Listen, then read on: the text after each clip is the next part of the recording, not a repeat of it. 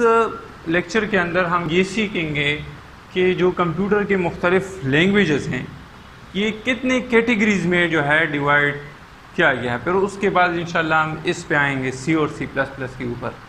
ठीक है, तो कंप्यूटर की जो लैंग्वेजेस हैं ये 5 कैटेगरीज में डिवाइड किया गया। 5 मुख्तलिफ ये टाइम के मुताबिक, ठीक है, स्टार्ट में जो है एक लैंग्वेज जो है डेवलप हुई, फिर उसके बाद कुछ वक्त बाद उस पर और भी काम किया गया तो इम्प्रूव किया गया, एक और लैंग्वेज आई। ठीक है, वक्त के साथ साथ जो है ये डेवलप होती गई। ठीक है, इसका मेन रीज़न क्या था? तो मेन रीज़न ये था कि स्टार्ट में जो लैंग्वेज थी it was too difficult, it was too tough, काफ़ी मुश्किल लैंग्वेज थी यूज़र के लिए, प्रोग्रामर के लिए। ठीक है, जो बंदा प्रोग्रामिंग करता है, सॉफ्टवेयर बनाता है, उसको हम क्या बोलते हैं? प्रोग्रामर या डेवलपर बोलते हैं।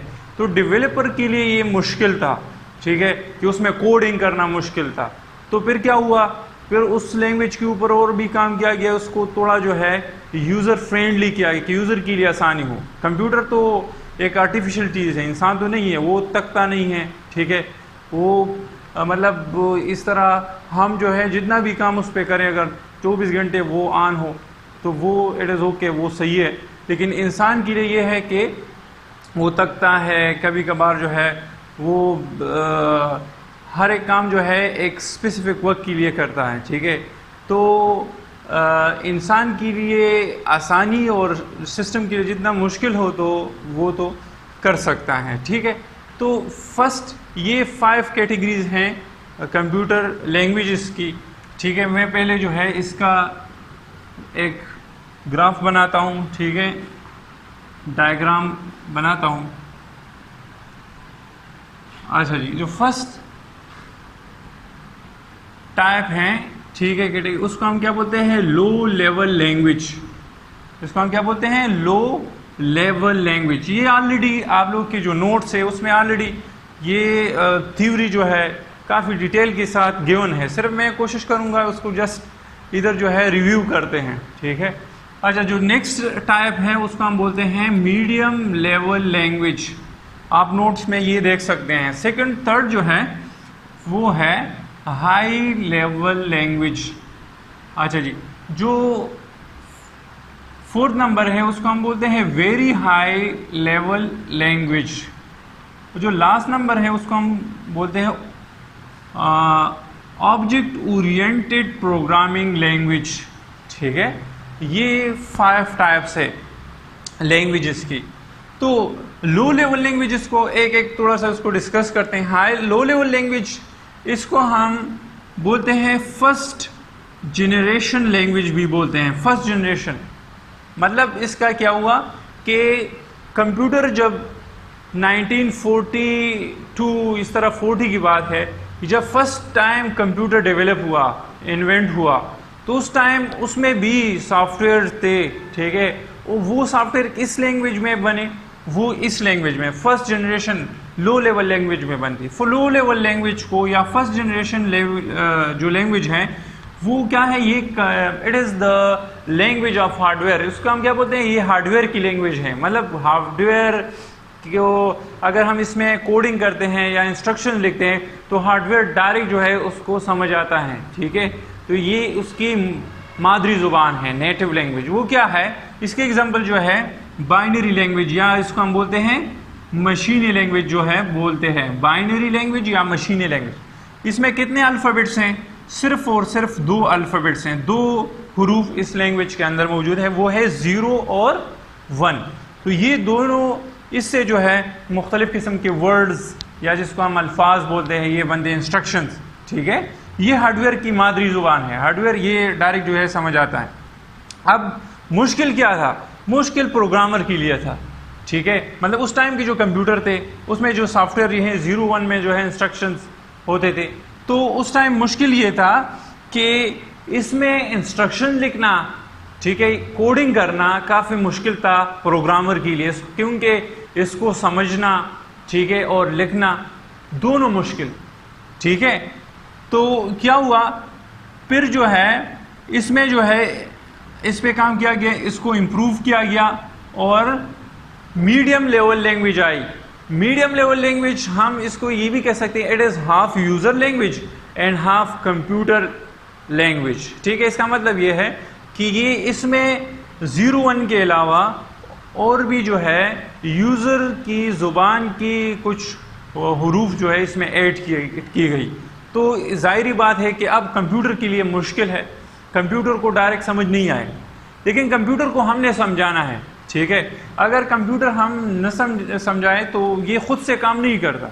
हम तो कहते हैं कि computer is 100 or 1000 time faster than user, कि इंसान से ये 1000 गुना जो है ये तेज़ है, लेकिन फिर भी इंसान जो ने बनाया है, इंसान ने इसको गाइडलाइन दी है कि आपने ये करना है, वो उसी तरह करता है। अगर हम कोडिंग न करें, कुछ न करें, तो ये खुद से कुछ भी नहीं कर सकता।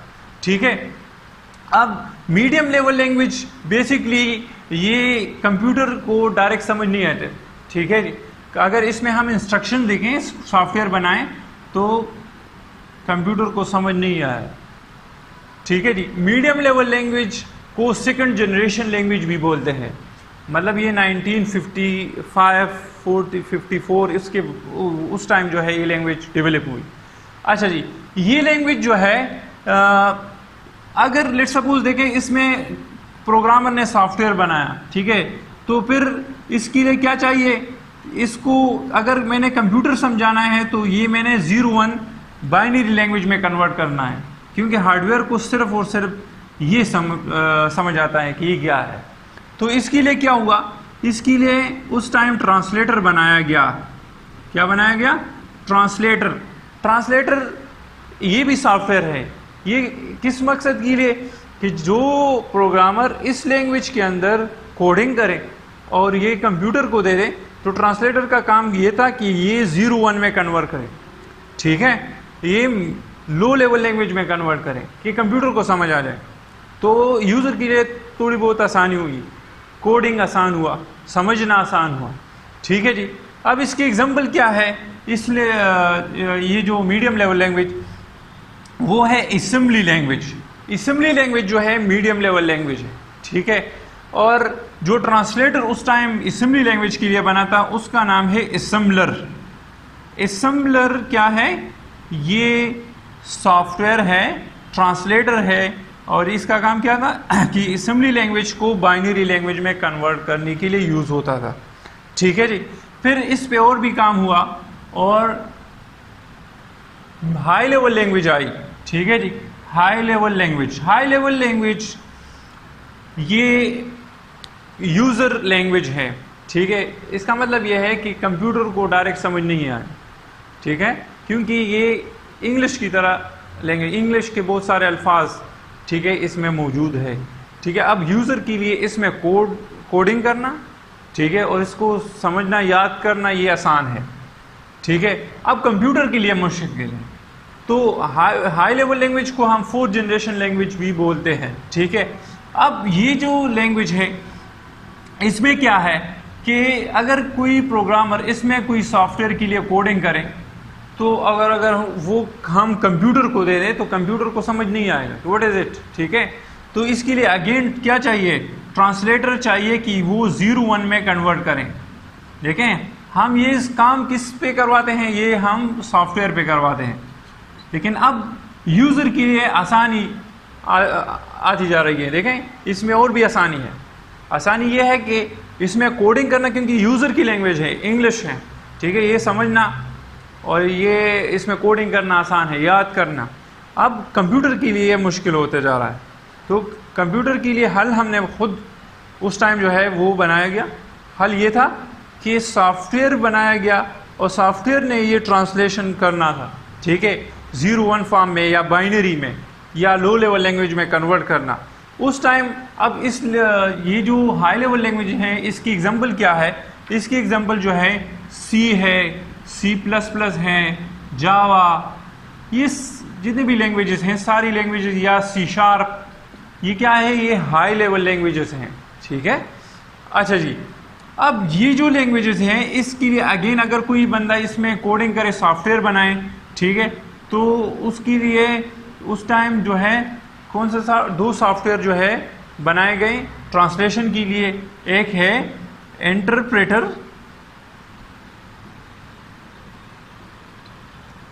और जो दूसरा सॉफ्टवेयर है वो है कंपाइलर।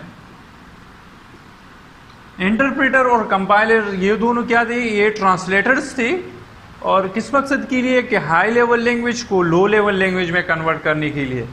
ठीक है, आजकल भी देखिए ये यूज होते हैं। इंटरप्रेटर ये पहले जो है डेवलप किया गया, इंटरप्रेटर सॉफ्टवेयर जो था, और उसके बाद जो है कंपाइलर। आजकल हम कंपाइलर यूज करते हैं। इंटरप्रेटर और कंपाइलर दोनों का काम एक ही है, वो क्या है, ट्रांसलेशन करना है। ठीक है, एक लैंग्वेज को दूसरी लैंग्वेज में कन्वर्ट करनी है। लेकिन इंटरप्रेटर का तरीकाकार चेंज है और कंपाइलर का तरीकाकार चेंज है। इंटरप्रेटर क्या करता है, ये स्लो है। ये अगर लेट्स सपोज ये 10 लाइंस हैं कोडिंग मैंने की है, तो पूरी लाइन ये कन्वर्ट करता है एक एक लाइन को। ठीक है, और कंपाइलर क्या करता है, वो पूरा जितना भी कोडिंग है, होल कोड जो है वो एक वक्त में जो है कन्वर्ट करता है। तो ये क्या है, कंपाइलर फास्ट है, इंटरप्रेटर स्लो है। सेकंड डिफरेंस ये है कि इंटरप्रेटर जो है, अगर लेट्स सपोज मैंने प्रोग्रामिंग की या कि किसी प्रोग्रामर ने, तो जरूरी नहीं है कि वो A to Z जो है वो सही हो, इसमें एरर भी आ सकते हैं। ठीक है, तो जहां पर एरर आता है, अगर इंटरप्रेटर ने ये ट्रांसलेट करना है तो वहां पर ये रुक जाता है, और जब हम वो एरर निकालते हैं तो वो फिर आगे जो है एक्सीड होता है, आगे वो फिर ट्रांसलेशन स्टार्ट करता है। लेकिन कंपाइलर क्या करता है, क्योंकि वो तो पूरा कोड एक वक्त में जो है ट्रांसलेट करता है, तो वो आपको अगर 2 एरर्स हैं, 3 एरर्स हैं, सारे एक लिस्ट फॉर्म में आपको शो करेगा कि इस लाइन के अंदर ये एरर है। ठीक है, थर्ड डिफरेंस ये है कि इंटरप्रेटर जो है, कंपाइलर क्या करता है, कंपाइलर अगर इसने 01 में ट्रांसलेशन की तो वो अपने पास एक बैकअप फाइल रखता है। ठीक है, फॉर एग्जाम्पल इसने ये जो हाई लेवल लैंग्वेज में 10 लाइन कोड है, तो ये इसने ट्रांसलेट की कंपाइलर ने, तो वो 01 में लेट्स सपोज उसने ट्रांसलेट की, तो ये जो फाइल है ये अपने साथ रखता है, स्टोर करता है। किस मकसद के लिए, कि अगर नेक्स्ट टाइम यूजर ने दोबारा ये प्रोग्राम रन करना हो तो ऑलरेडी ट्रांसलेटेड फाइल मौजूद है, तो वो डायरेक्ट देता है, दोबारा जो है वो अपना एनर्जी ज़ाया नहीं करता, वक्त ज़ाया नहीं करता। ठीक है, इंटरप्रेटर क्या करता है, इंटरप्रेटर जो है वो अपने साथ बैकअप नहीं रखता, वो बार बार जगह जो है वो क्या करता है, ट्रांसलेट करता है। एक बार मैंने रन किया तो वो ट्रांसलेशन शुरू करेगा, अगर फिर मैंने रन किया तो दोबारा, तो ये भी टाइम कंज्यूमिंग है, वक्त जो है ज़ाया हो रहा है। तो आजकल कंपाइलर तकरीबन हम जो ऑपरेटिंग सिस्टम विंडो, जितनी भी विंडोज़ हैं, इसमें ये कंपाइलर बिल्ट इन होता है, खुद पहले से जो है इसकी प्रोग्रामिंग हुई होती है। हम कोई भी सॉफ्टवेयर जो है रन करते हैं तो ऑटोमेटिकली जो है कंपाइलर क्या करता है, वो कन्वर्ट करता है 01 फॉर्म में। ठीक है, तो तकरीबन ऑलमोस्ट सारी जितनी भी सॉफ्टवेयर है उसमें क्या है, ये कंपाइलर बिल्ट इन है, उसके अंदर पहले से मौजूद होता है। ठीक है, अच्छा जी, ये इसके बाद जो है very high level language. Very high level language जो है, ये इसको हम ये भी बोल सकते हैं कि ये ऑलमोस्ट यूजर लैंग्वेज होती है, मतलब इसमें कोई थोड़ी बहुत डिफरेंस है, लेकिन ये बिल्कुल इंग्लिश की तरह ही है। अब इंग्लिश में क्या है, हम ग्रामर की भी जो वो करते हैं उसको भी फॉलो करते हैं कि पहले हमने सब्जेक्ट पर वर्ब पर ऑब्जेक्ट, इस तरह हमने एक प्रॉपर तरीके से जो है वो सेंटेंस लिखना होता है।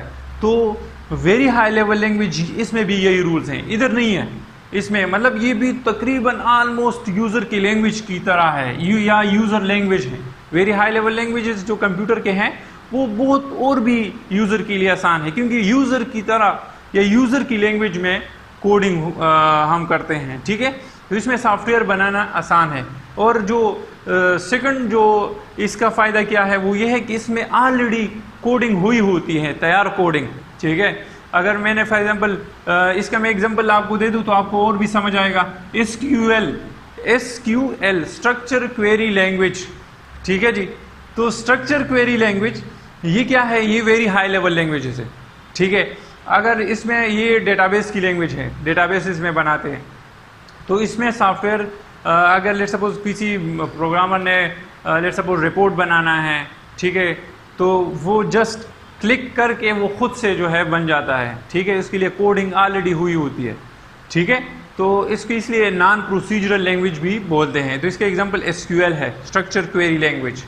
अच्छा, जो फिफ्थ टाइप है वो है ऑब्जेक्ट ओरिएंटेड प्रोग्राम। ये इसको हम बोलते हैं object oriented programming languages. Object oriented आजकल जो जितने भी सॉफ्टवेयर्स बनते हैं, ठीक है, जो ये न्यू कंसेप्ट हैं, ठीक है, सबसे मॉडर्न तरीका है कोडिंग का, ठीक है। इसमें क्या होता है कि जो कोई बंदा अगर सॉफ्टवेयर बनाता है तो वो क्या करता है, वो अपना कोड जो है वो डिवाइड करता है, उसको हम बोलते हैं क्लासेस। क्लास क्या है?